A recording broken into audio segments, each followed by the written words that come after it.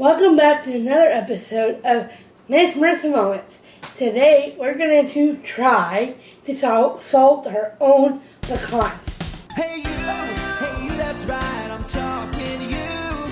It's time to watch our favorite girl and teach us something new. We're making crafts, we're playing games, we're going for a ride. You can find us having fun on every Sunday night. It's time for Miss Marissa Moments. It's time for Miss Marissa Moments. It's time for Miss Marissa Moments. It's time for Miss Marissa Moments. We're going to take 1.5 teaspoons of our salt and put it in our 2 cups of boiling water.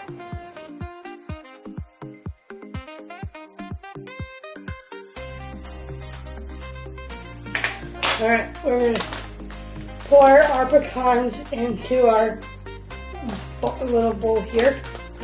About 2 cups of pecans. So we're going to have these sit for 3 hours. We're hoping they're not too soft. Then after that, we're going to roast them. So we soaked our nuts for 4 hours. And then we rinse them off with water. Now I'm going to dump them out on this towel.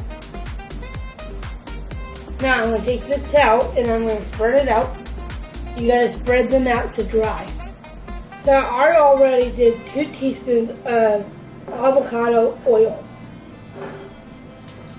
And now, time to stir.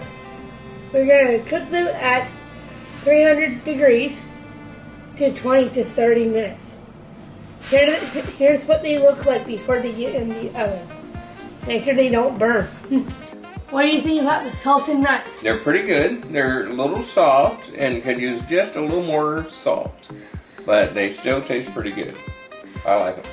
See you next time on Miss Marissa Moments.